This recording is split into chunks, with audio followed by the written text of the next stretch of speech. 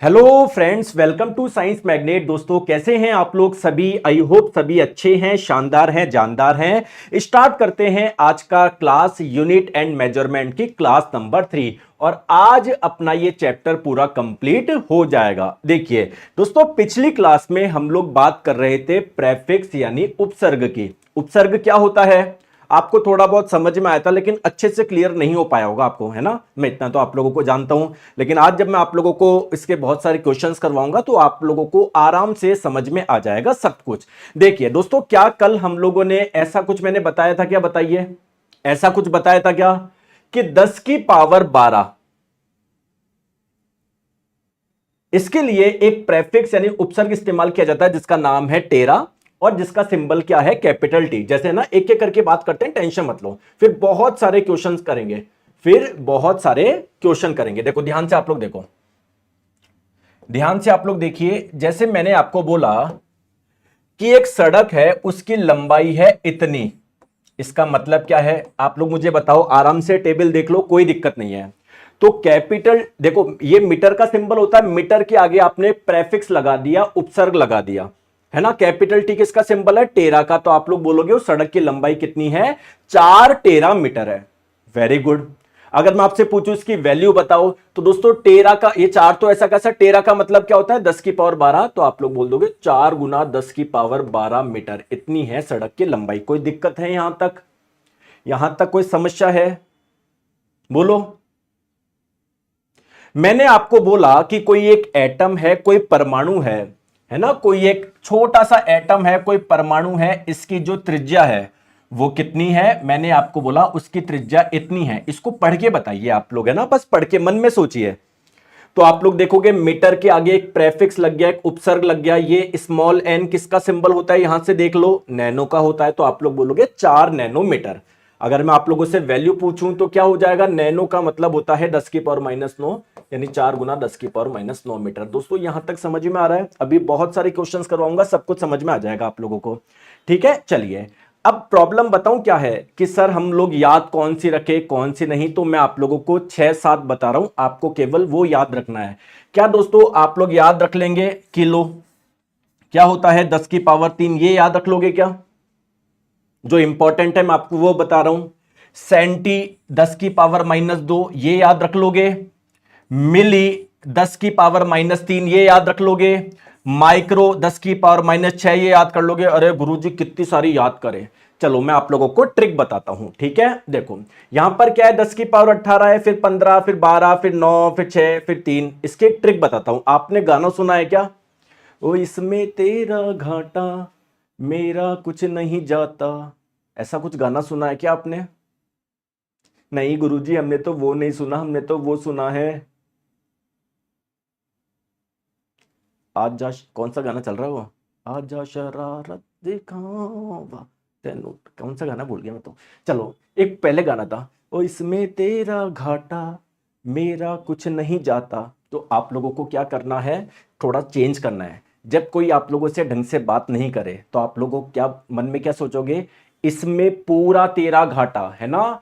तो इसमें पूरा तेरा घाटा मेरा कुछ नहीं जाता। वो आपको पता है नहीं जाता, लेकिन आपको यहां तक याद रखना है, इसमें पूरा तेरा घाटा मेरा कुछ। तो 10 की पावर 18, 15, 12, 9, 6, 3, है ना। तो ऐसे करके आपको इसमें याद हो जाएगा। ठीक है, चलो आ जाओ। सेंटी बच्चा बच्चा जानता है 10 की पावर -2, मिली बच्चा बच्चा जानता है 10 की पावर -3, माइक्रो 10 की पावर -6, नैनो आपका 10 की पावर। अब सर ये कैसे याद रखे? दोस्तों आप लोगों को पता हो कि पहले क्या होता था, जैसे मान लीजिए आपकी सिम है किसी कंपनी की, मान लो किसकी है? एयरटेल कंपनी की है। आपका मोबाइल नंबर कुछ है, जैसे मान लो 9828, जो भी हो, 102 स्टार स्टार स्टार, पता नहीं मैं कोई नाम नंबर बोल दूर, मिला दो आप लोग, है ना। तो 9828102 और आगे 3 डिजिट आपका कोई नंबर है। आपकी सिम है एयरटेल कंपनी की, लेकिन मान लीजिए आपके वहां पर एयरटेल कंपनी के नेटवर्क नहीं आते। तो आप लोग सोचोगे कि मैं जियो की सिम ले लूं या किसी और कंपनी की मैं सिम ले लूं। लेकिन एक समस्या रहती थी, क्या कि अगर आप लोग दूसरी कंपनी की सिम लेंगे तो वो नंबर क्या मिलता था? पहले दूसरा मिलता था। फिर बाद में एक सुविधा आई MNP, मोबाइल नंबर पोर्टेबिलिटी। इसका मतलब यह है कि आप एयरटेल से जियो में जा सकते हो, जियो से एयरटेल में जा सकते हो, या किसी और में जा सकते हो, आपका नंबर वो ही रहेगा। या मान लो आपकी नेट की स्पीड नहीं आ रही है तो आप लोग दूसरी कंपनी में चले जाते थे, इसको बोलते थे MNP, मोबाइल नंबर पोर्टेबिलिटी। तो MNP कब करवाते थे? जब स्पीड नहीं आती थी। और MNP करवा ली तो स्पीड कैसे आ रही है? फाड़ू आ रही है। तो यहां से याद रखो, देखो यहां से याद रखो MNP, मोबाइल नंबर पोर्टेबिलिटी। क्यों करवाई? अब करवा ली ना, फाड़ू आ रही है, स्पीड कैसे आ रही है? फाड़ू आ रही है। तो ऐसे थोड़ा सा याद रख सकते हो, हालांकि है ना, एक बार आप लोग देखोगे अपने आप आपको याद हो जाएगा। चलिए गुरुजी, आप तो क्वेश्चन बताइए कैसे एग्जाम में आ सकते हैं और कैसे हम लोग कर सकते हैं। चलिए बताएंगे। 10 की पावर 3 को प्रदर्शित करने के लिए कौन सा उपसर्ग इस्तेमाल किया जाता है? आई होप आपको सभी को पता है गुरुजी, किलो किया जाता है। ठीक है, मेगा आप लोग यहीं पर याद रख लो दोस्तों। 10 की पावर 6 के लिए हम लोग क्या इस्तेमाल करते हैं? मेगा करते हैं। अभी आगे इस्तेमाल होगा ये, क्लियर है? चलिए नेक्स्ट क्वेश्चन, 10 की पावर 2 के लिए कौन सा इस्तेमाल करते हैं? 10 की पावर 2 के लिए तो दोस्तों टेबल देख लो, अभी आपको याद नहीं होगी। 10 की पावर 2 के लिए हम लोग करते हैं हेक्टो, और इसका सिंबल होता है स्मॉल h। तो 10 की पावर 2 के लिए क्या करते हैं? हेक्टो करते हैं। क्लियर है क्या? चलिए नेक्स्ट क्वेश्चन बताइए, 1 मिलीमीटर कितने मीटर के बराबर होता है? तो 1 मिलीमीटर, मीटर के आगे आपने लगा दिया मिली। दोस्तों मिली किसके लिए यूज होता है? 10 की पावर -3 के लिए। तो एक तो ऐसा कैसा था, मिली का मतलब होता है 10 की पावर -3, तो 1 गुना 10 की पावर -3 मीटर हो गया। किसमें? 1 मिलीमीटर इतने मीटर के बराबर हो गया। 10 की पावर -3 नीचे आके 10 की पावर +3 हो जाएगा। 10 की पावर 3 का मतलब है 3 जीरो, या 1000 बोल दो, 1/1000 मीटर, या मैं बोलूं 0.001 मीटर, इसको मैं बोल सकता हूं। तो करेक्ट आंसर क्या हो? अच्छा, इतना बड़ा करने की जरूरत ही नहीं थी, सिंपल हम लोग ये कर लेते, 10 की पावर -3 मीटर, इतना करने की जरूरत ही नहीं है। Option number B. क्लियर है? आगे बात समझ में? चलिए नेक्स्ट क्वेश्चन, 5 माइक्रोसेकंड कितने सेकंड के बराबर होते हैं? तो देखिए दोस्तों, सेकंड के आगे आपने एक उपसर्ग लगा दिया, प्रेफिक्स लगा दिया माइक्रो, जिसका मतलब होता है 10 की पावर -6। मिली का मतलब होता है 10 की पावर -3, यहां पर माइक्रो है तो माइक्रो का मतलब होता है 10 की पावर -6। तो 5 ऐसा कैसा है? माइक्रो का मतलब होता है 10 की पावर -6, तो 5 गुना 10 की पावर -6 सेकंड में बोल सकता हूं क्या?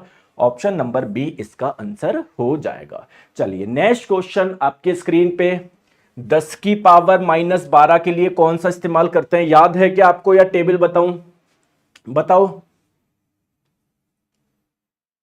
बताओ। 10 की पावर -12 के लिए हम लोग करते हैं पिको। ठीक है, ऑप्शन नंबर सी इसका आंसर आ जाएगा। आप लोग देख लीजिए यहां पर, है ना, 10 की पावर -12 के लिए हम लोग करते हैं पिको। कोई बात नहीं, एक बार देखोगे बाद में याद हो जाएगा। एक बार देखिए क्वेश्चन तो बन रहे हैं ना। 2.4 गुना 10 की पावर 16 मिलीमीटर कितने मीटर के बराबर है? तो दोस्तों मीटर के आगे आपने प्रेफिक्स लगा दिया, उपसर्ग लगा दिया। स्मॉल एम किसका सिंबल होता है? मिली का होता है। तो आपको देखना कितने मीटर के बराबर होता है। तो आप लोगों को क्या करना है, देखो ये संख्या तो ऐसे की ऐसे लिखनी है। क्लियर है? और मिली का मतलब क्या होता है? 10 की पावर -3, तो लिख दो 10 की पावर -3। अब मिली हट गया, है ना, तो अब आपका आंसर किस में आ जाएगा? मीटर में आ जाएगा। तो इसको कैसे करें? 2.4। दोस्तों जब आपके आधार समान होता है तो घातें जुड़ जाती है। तो 6 में जब -3 ऐड करोगे तो कितना आ जाएगा? 3 आ जाएगा।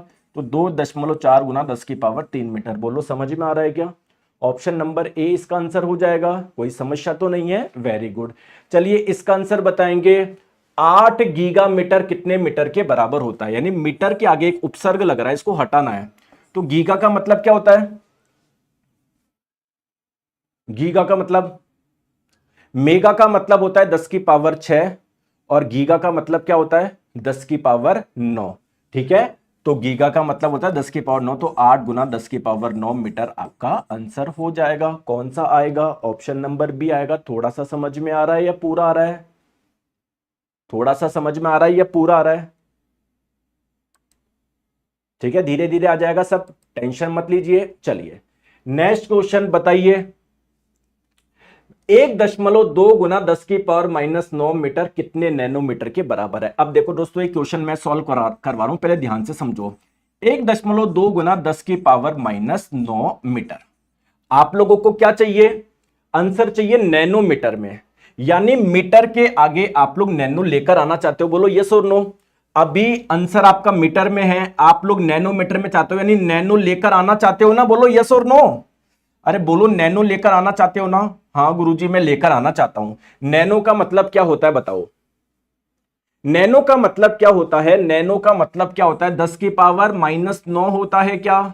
एक बार क्रॉस चेक करा लूं, देखो टेबल में आपको दिखा दूं कि क्या नैनो का मतलब 10 की पावर -9 होता है क्या। देख लो नैनो का मतलब 10 की पावर -9 होता है, कोई दिक्कत है क्या। नहीं है सर, कोई दिक्कत नहीं है, ठीक है। तो एक काम मुझे बताओ, देखो 10 की पावर -9 का मतलब होता है नैनो, तो इसकी जगह इसको मैं नैनो बोल सकता हूं क्या, तो 1.2 नैनो, और नैनो का सिंबल होता है स्मॉल एन, तो क्या ये 1.2 आंसर हो जाएगा क्या, ऑप्शन नंबर ए। आ गई बात समझ में। चलिए नेक्स्ट क्वेश्चन आपकी स्क्रीन पे, 3 × 10⁻6 मीटर कितने मेगा मीटर के बराबर होता है। तो दोस्तों 10⁻6 का मतलब होता है क्या, मेगा, तो इसको आप लोग मेगा बोल दो। तो 3 × 10⁻6 मीटर बोल दो या 3 मेगा मीटर बोल दो, बात सही है यार, एक ही बात है, option number A. Very good, चलिए इसका आंसर बताएंगे। 4 × 10⁻15 मीटर को मैं क्या बोल सकता हूं, क्या 4 टेरामीटर बोल सकता हूं या क्या बोल सकता हूं, मुझे आप लोग बताएंगे। तो 10⁻15, तो इसमें पूरा 10⁻18 के लिए करते हैं एक्सा, और 10⁻15 के लिए करता है पेटा, ठीक है, और पेटा का सिंबल होता है capital P. Option number B इसका आंसर हो जाएगा, पिको नहीं, पेटा। चलिए आ जाओ नेक्स्ट क्वेश्चन, ये मीटर कितने मेगा मीटर के बराबर है। आई थिंक ये क्वेश्चन तो कर लिया। अच्छा मेगा मीटर पूछ रहा है, बताओ तो मेगा का मतलब क्या होता है। अरे गलत बता रहे हैं सारे बच्चे, मेगा का मतलब क्या होता है पहले मुझे बताओ, मेगा का मतलब क्या होता है, 10⁻3 होता है क्या, नहीं किलो होता है 10⁻3, तो मेगा होता है आपका 10⁻6, तो मेगा बराबर होता है 10⁻6। तो देखो दोस्तों आप लोग क्या करो, ये 6 × 10⁻9 मीटर है आपके पास में, है ना, तो टेंशन नहीं लेना है, आपको कुल मिला के 10⁻6 चाहिए। तो 6 गुना ये 10⁻9 को क्या मैं ऐसे तोड़ सकता हूं क्या, 10⁻3 × 10⁻6, कोई कोई दिक्कत तो नहीं है। 10⁻6 का मतलब होता है मेगा, तो क्या मैं लिख दूं क्या, 6 × 10⁻3 मेगा मीटर, बोलो। और दोस्तों ये अच्छा इसमें ही दे रखा है ना, तो ऑप्शन नंबर ए आपका हो जाएगा, कोई दिक्कत है क्या। अरे दोस्तों मेगा देख लो यार, मेगा देख लो, फिर बोलोगे गुरुजी मेगा 10⁻6 होता है ना। चले आगे, चलो आ जाओ नेक्स्ट क्वेश्चन आपकी स्क्रीन पे। अच्छा हो गया, ठीक है। तो आई होप आप लोगों को समझ में आ गया होगा कि कैसे यूज करना है ना, कोई बड़ा वो नहीं है। चलिए आ जाओ, अब बात करते हैं, जब भी हम लोग मेजरमेंट करते हैं, किसी चीज का मापन करते हैं, तो अलग अलग उपकरण का इस्तेमाल करते हैं। जैसे मैं आप लोगों को बोलूं आपकी बॉडी का टेम्परेचर मेजर करने के लिए आप लोग किसका इस्तेमाल करोगे, थर्मोमीटर का, ठीक है।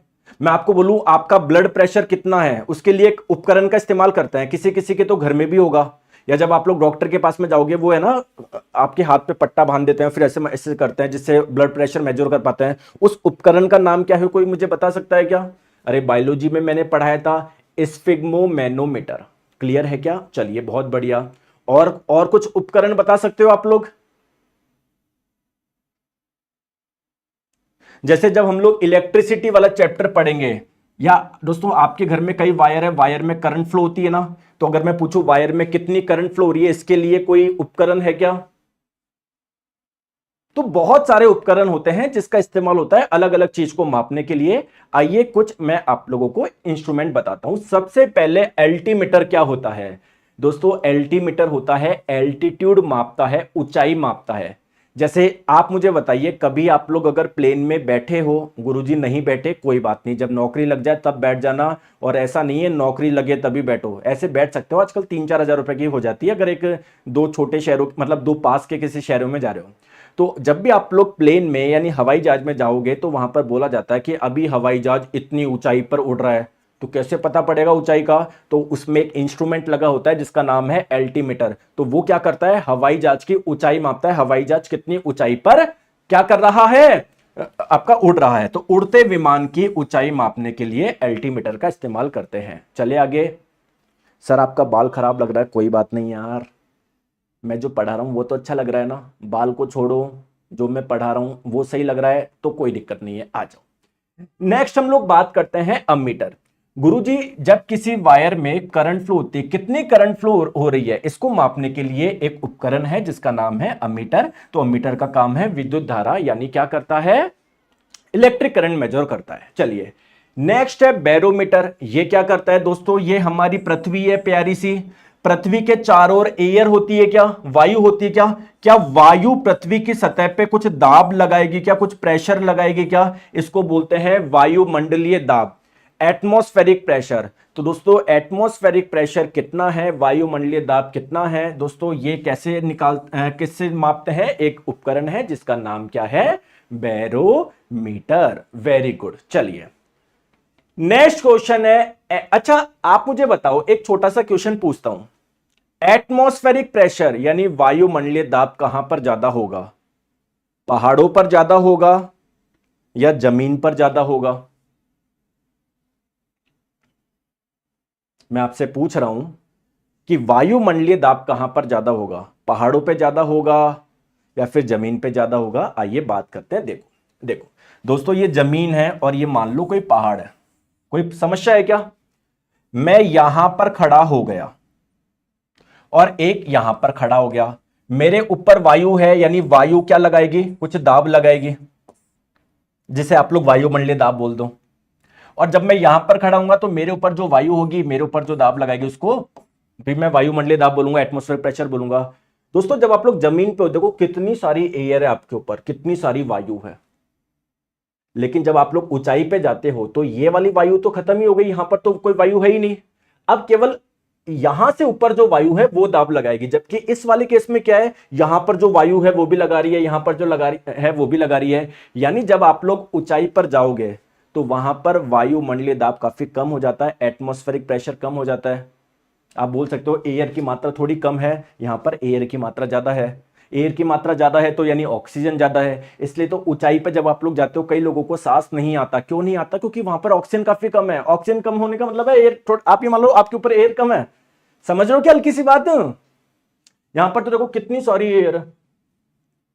आगे बात समझ में? Very good. नेक्स्ट हम लोग बात करते हैं एनीमोमीटर क्या करता है। दोस्तों जब भी हवा चलती है तो उस हवा की कोई ना कोई स्पीड होगी, कोई ना कोई चाल होगी।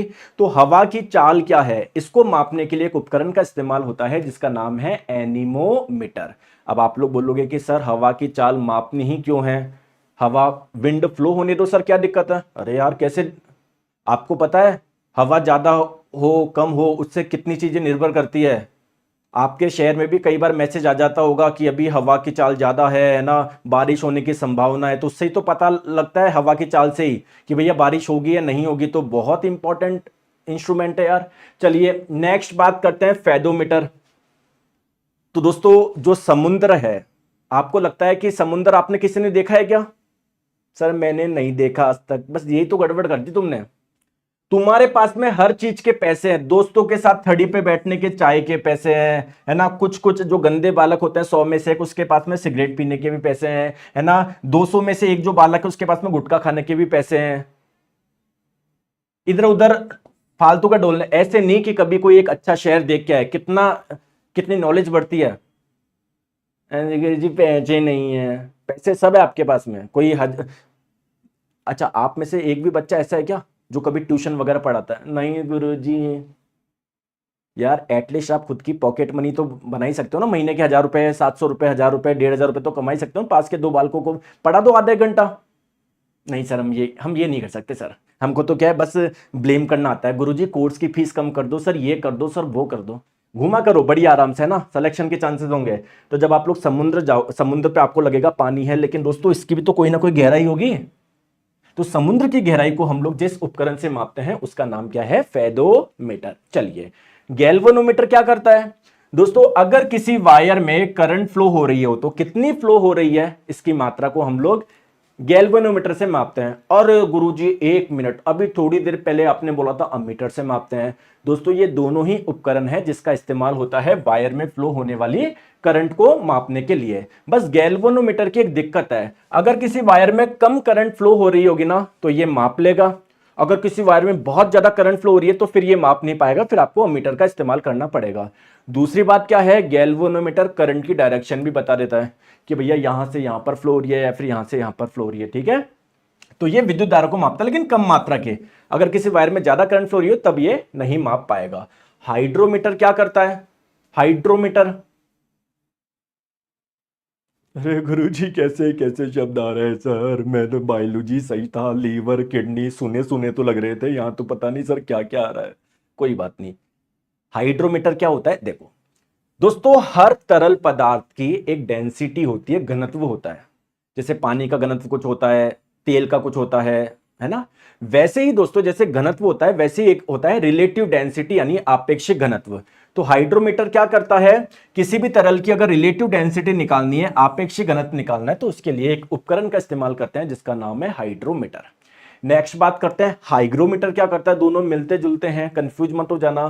दोस्तों कभी आप लोग मुंबई या किसी समुद्र के पास वाले एरिया में जाओगे ना तो आपको लगेगा यार उमस बहुत ज्यादा है, आपको लगेगा एयर में बहुत चिपचिपापन है। बेसिकली वो एयर में क्या होता है, वाटर वेपर। अरे एक चीज मुझे बताओ, हवा में क्या है, ऑक्सीजन है क्या, यस।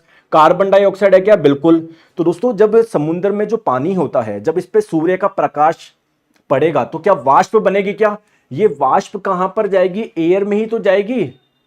तो अगर कहीं पर एयर में जल वाष्प बहुत ज्यादा है ना, तो जब एयर आपके बॉडी के कांटेक्ट में आएगी ना, आपको थोड़ा सा गीला गीला सा चिपचिपा सा लगेगा। तो इसको बोलते हैं, मतलब एयर में यानी वायु में कितनी जल वाष्प है, वाटर वेपर कितनी है, इसकी मात्रा को बोलते हैं ह्यूमिडिटी यानी आर्द्रता या नमीपन या उमस। क्लियर। तो आर्द्रता का स्तर कितना है, वायु में कितनी आर्द्रता है, इसको हम लोग इससे निकालते हैं। एक बच्चा बोल रहा है रिकॉर्डेड है, देखो मैं ब्लॉक करके बताता हूं। विकास राजी में रिकॉर्डेड क्लास है क्या, चलो अच्छा इसने ये पूछा है रिकॉर्डेड क्लास है क्या, तो इसका जवाब देता हूं नहीं लाइव चल रही है। अगर ये बोलता ना रिकॉर्डेड है तो सीधे ब्लॉक करके बताता मैं कि नहीं भैया लाइव है।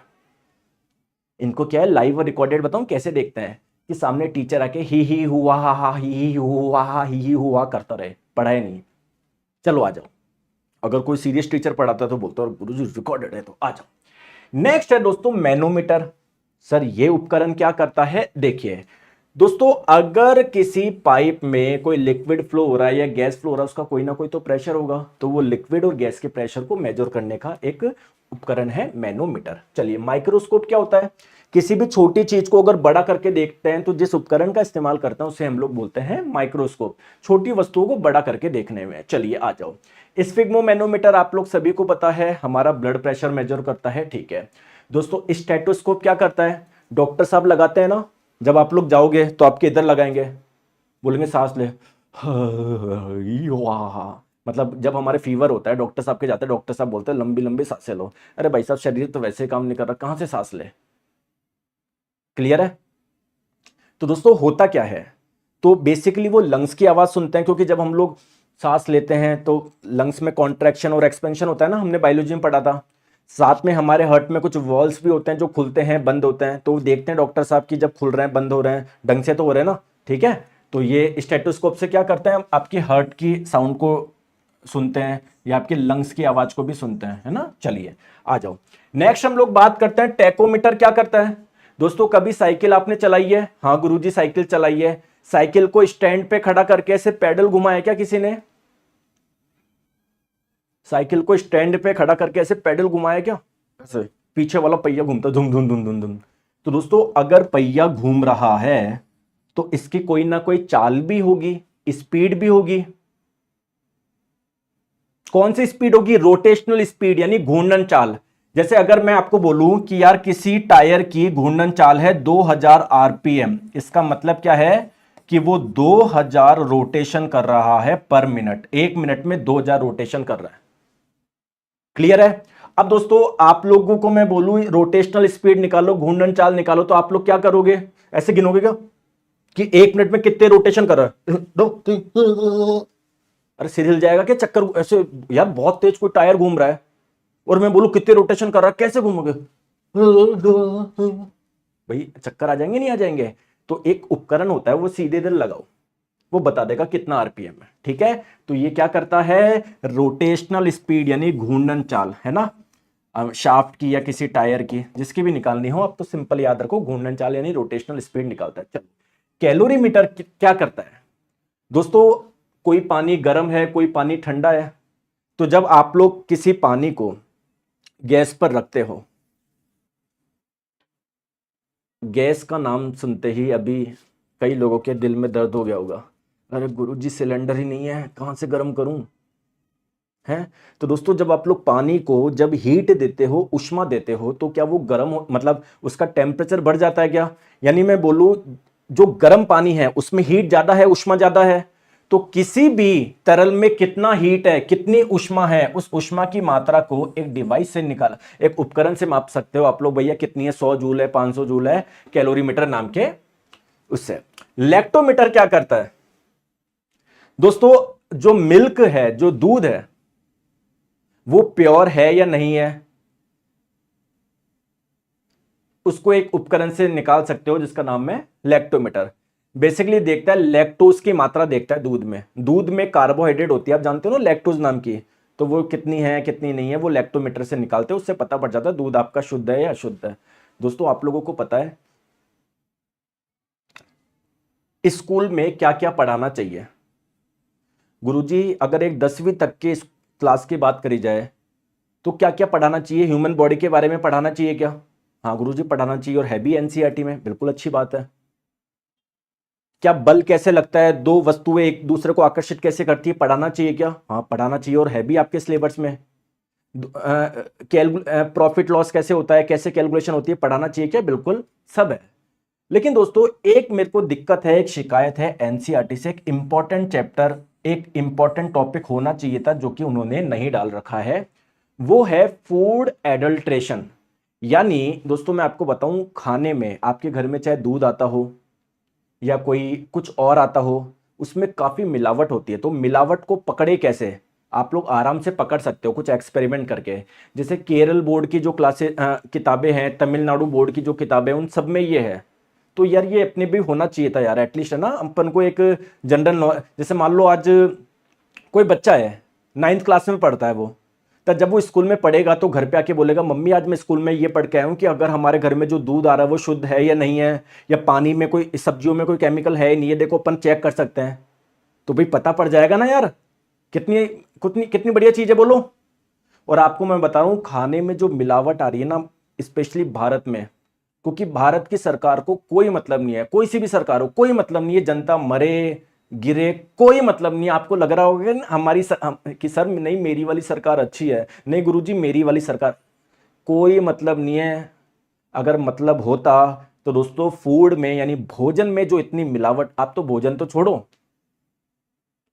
कोई बच्चा बीमार हो गया वो दवाई तो लेगा ना, अब दवाइयों के पैसे खर्च करने को तैयार है, दवाइयों में इतनी मिलावट होती है जिसकी आप लोग कल्पना नहीं कर सकते, सब नकली है। आप क्या करते हो, आपकी बॉडी में मान लो कुछ कमी है, विटामिन B12 की या विटामिन D की, डॉक्टर साहब ने लिख दिया है दवाई, उन दवाई में है ही नहीं विटामिन, वो उसमें है ही नहीं विटामिन, वो अगर ढंग से सारी हो ना तो लगभग 40 से 45% दवाइयां बिल्कुल फेक नकली है चलती है। आ जाओ, नेक्स्ट है विस्कोमीटर। विस्कोमीटर क्या करता है, विस्कोसिटी मापता है, विस्कोसिटी को हिंदी में बोलते हैं शानता। अब ये विस्कोसिटी यानी शानता क्या होती है, देखिए जैसे दोस्तों ठोस में यानी सॉलिड में फ्रिक्शन होता है ना, घर्षण होता है ना, वैसे ही लिक्विड में होता है विस्कोसिटी यानी शानता। सर नहीं आया समझ में, देखो अगर कोई लिक्विड इजीली फ्लो कर पा रहा है तो आप लोग बोलोगे उसकी विस्कोसिटी कम है, शानता कम है। अगर किसी लिक्विड को फ्लो करने में दिक्कत आ रही है तो आप लोग क्या बोलोगे कि उसकी विस्कोसिटी यानी शानता ज्यादा। विस्कोसिटी का मतलब थोड़ा रेजिस्टेंस, अगर फ्लो होने में ज्यादा रेजिस्टेंस आ रहा है इसका मतलब ज्यादा प्रतिरोध आ रहा है, इसका मतलब उसकी विस्कोसिटी काफी ज्यादा है। तो किसी भी तरल की विस्कोसिटी यानी शानता एक उपकरण से निकालते हैं जिसका नाम है विस्कोमीटर। क्लियर है? चलिए नेक्स्ट है पेरिस्कोप। क्या करता है, कोई बता सकता है क्या? इसका इस्तेमाल होता है सबमरीन में यानी पनडुब्बी में। दोस्तों पनडुब्बी जानते हो?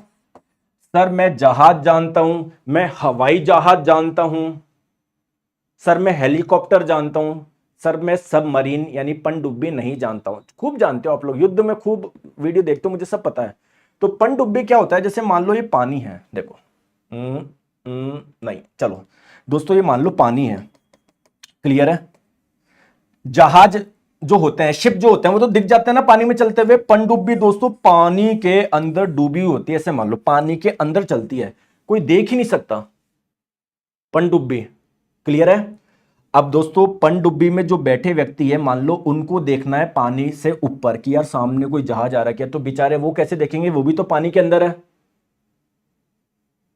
अरे दोस्तों आप घर में छुप के बैठ गए, छुपन छुपाई खेल रहे हो, घर में मान लो चोर घुस गया, तो आप उस चोर को देख पाओगे क्या, नहीं देख पाओगे, क्योंकि आप खुद छुपे हुए हो, आपको पता ही नहीं कि छुपन छुपाई के चक्कर में भी घर में क्या होने वाला है, कोई चोरी करने घुस गया। अगर आप लोग ऐसे रहते, बाहर रहते, तो आप लोगों को आराम से दिख जाता कि कोई व्यक्ति अंदर तो नहीं आ रहा। अब आप खुद ही अंदर रजाई में छुप के बैठे हो या कहीं पर घुस के बैठ गए हो कि यार मुझे कोई देख नहीं ले, तो आप कैसे किसी दूसरे को देखोगे। तो यार अगर ये अंदर छुप के बैठे हैं तो ये कैसे देखेंगे दूसरे को, चलो इनको कोई नहीं देख पा रहा, पानी के अंदर है, ये कैसे देखेंगे। तो मेरे प्यारे दोस्तों एक उपकरण होता है जिसका नाम है पेरिस्कोप, है ना, एक नली जैसा आप ये मान लो। तो दोस्तों अगर यहां पर कोई शिप है, कुछ भी है, तो यहां से प्रकाश किरणें निकलती है, यहां पर मिरर लगा होता है, ऐसे करके आप तक पहुंचती है। मतलब आप यहां पर पानी के ऊपर की कोई चीजें आराम से देख सकते हो। उस उपकरण का नाम है पेरिस्कोप। तो पेरिस्कोप का इस्तेमाल होता है पनडुब्बी में, और क्या होता है, ये पानी से, लिख लो, पानी से ऊपर की वस्तुओं को देखने के लिए। नेक्स्ट है, देखो ऐसा होता है आपका, है ना, जैसे मान लो आप पनडुब्बी के अंदर हो, शिप, कोई शिप आ रहा है, तो ऐसे ये पेरिस्कोप, ये यहां से प्रकाश किरणें निकलती है, इसमें होते हुए आप तक पहुंच जाएगी। तो आप तो बस सिंपल याद रख लो, ज्यादा डिटेल में नहीं जाना है। आ जाओ, हेलियोस्कोप कौन मुझे बताएगा। दोस्तों सन यानी सूर्य को देख सकते हो क्या। हाँ गुरुजी मैं तो देख सकता हूं, मुझे कोई इंस्ट्रूमेंट ही नहीं चाहिए इसके लिए। लेकिन दोस्तों आप कितनी देर के लिए देख सकते हो, 2 सेकंड, 4 सेकंड, 10 सेकंड, है ना, बहुत ज्यादा नहीं देख सकते हो ना हम लोग। तो अगर बहुत समय के लिए देखना है तो इस उपकरण का इस्तेमाल होता है सूर्य को देखने के लिए। पॉलीग्राफ क्या होता है ये तो बता दो यार, ये तो आपने काफी कॉमन सुना होगा, पॉलीग्राफ। दोस्तों आप लोग झूठ बोल रहे हो या नहीं बोल रहे हो, इसके लिए एक उपकरण का इस्तेमाल होता है पॉलीग्राफ का। सर ये क्या बात हुई गुरुजी, अगर मैं झूठ बोल रहा हूं और आपके पास में कोई उपकरण है वो पकड़ने का, फिर तो सर क्या ही मतलब सर झूठ बोलने का। दोस्तों जब आप लोग झूठ बोलते हो ना, तो आपकी बॉडी, भाई आपको पता है ना वो आप झूठ बोल रहे हो, तो ये पॉलीग्राफ से पता पड़ जाता है आपके मतलब हॉर्मोन्स वगैरह से, है ना, और सिग्नल से कि हाँ भाई आप कॉन्फिडेंस है या नहीं है ना। तो पॉलीग्राफ से क्या होता है, एक लाई डिटेक्टर मशीन है झूठ बोलने वाली, ये होना चाहिए भारत के हर घर में होना चाहिए। बता होना चाहिए नहीं होना चाहिए। अरे भैया नहीं होना चाहिए, अगर हो गया ना तो भाई साहब घर टिके नहीं, लड़ाई हो दिन भर, नहीं होना चाहिए भैया। हाँ अपने घर में मत रखो, नेताजी के लिए होनी चाहिए, देश के जितने भी नेता है ना सबके लिए होनी चाहिए। आ जाओ, घर में नहीं होनी चाहिए भाई साहब, वरना घर में लड़ाई हो जाएगा। आप तो बोल दोगे मम्मी मैं तो है ना लाइब्रेरी गया था, ये भाई साहब पॉलीग्राफ ने बोला झूठ झूठ झूठ, लो भैया पड़े डंडे, है ना। आ जाओ, चलिए दोस्तों एक उपकरण और बचा है, ओडोमीटर। में लिखना भूल गया, मैं क्वेश्चन में लेकर आया था, चलो मैं बताता हूं ओडोमीटर क्या करता है। ओडोमीटर क्या करता है, कोई मुझे बता सकता है क्या। दोस्तों जब भी आप लोग बाइक, किसी के पास में कुछ है क्या, एक्टिवा बाइक, अरे पापा की चलाई हो, किसी किसी के पास तो कार भी होगी, है ना, एक्टिवा बाइक, पुरानी बाइक हो जो भी हो, तो आप देखना बाइक में लिखा होता है, एक नंबर होता है कि आपने कितनी किलोमीटर चल गई। मान लो किसी की चल गई 60,232 किलोमीटर, और जैसे जैसे चलाते रहोगे ना ये मीटर बढ़ता रहेगा आपका। एक तो वो तो स्पीड बताता है, आप उसकी मत सोचना, वो जो ऐसा होता है वो सुई, वो तो स्पीड बताता है आपकी गाड़ी की स्पीड कितनी है। ओडोमीटर बताता है कि आपकी गाड़ी ने टोटल कितनी दूरी तय करी है, टोटल कितनी डिस्टेंस ट्रेवल करी है, टोटल कितना चल गई, तो that is the odometer. Speedometer जो होता है ना वो गाड़ी की स्पीड को मापता है, चाल को मापता है। चलिए दोस्तों चलो आगे। ओडोमीटर एक ऐसा उपकरण है जिसका उपयोग गाड़ियों में दूरी को मापने के लिए तय किया जाता है, कितनी दूरी आपकी गाड़ी ने तय कर ली है। चलिए हाइग्रोमीटर से क्या नापते हो, एयर में यानी वायु में कितनी ह्यूमिडिटी है, कितनी आर्द्रता है। वायुमंडलीय दाब को मापने के लिए क्या करते हो, बैरोमीटर का इस्तेमाल करते हो। समुद्र के स्तर से ऊपर की वस्तु को देखने के लिए पनडुब्बी में क्या इस्तेमाल किया जाता है, पेरिस्कोप किया जाता है। ठीक है, देखो ऐसी पनडुब्बी ऐसी होती है, क्लियर है। चलिए आ जाओ, सूर्य को देखने के लिए कौन सा इस्तेमाल किया जाता है? हेलियोस्कोप किया जाता है। झूठ का पता लगाने वाली मशीन कौन सी है? पॉलीग्राफ है। ठीक है, चलिए अब थोड़ा सा आगे चले दोस्तों। वैसे मैं आपको बताऊं, आपका पहला चैप्टर पूरा कंप्लीट हो चुका है, लेकिन मैं आपको विमीय सूत्र भी बताता हूं, 1 मिनट का, ज्यादा नहीं है। हालांकि आपके एग्जाम में नहीं आएगा ये, लेकिन एक बार पढ़ लो। ALP technician RRB group D में नहीं आएगा, क्योंकि ये चारों आप लोगों के एनसीईआरटी फॉलो करते हैं, इसमें नहीं आएगा। लेकिन कई बार एनटीपीसी आरपीएफ कभी कुछ वैसे ही क्वेश्चन कम आता है एनटीपीसी आरपीएफ में, लेकिन वो भी कुछ भी पूछ लेता है, तो छोटा सा पढ़ लो दोस्तों। विमीय सूत्र क्या है? कुछ भी नहीं है। देखो आ जाओ, ये कुछ भी नहीं है। अगर किसी के मात्रक में किलोग्राम आ रहा है, किलोग्राम किसका मात्रक होता है? मास का होता है, द्रव्यमान का, तो आप लोगों को लिखना है कैपिटल एम। अगर किसी के मात्रक में सेकंड आ रहा है, सेकंड होता है किसका मात्रक होता है? टाइम का होता है, तो आपको लिखना है कैपिटल टी। अगर किसी के मात्रक में मीटर आ रहा है, मीटर किसका मात्रक होता है? लेंथ का होता है, तो आपको लिखना है एल।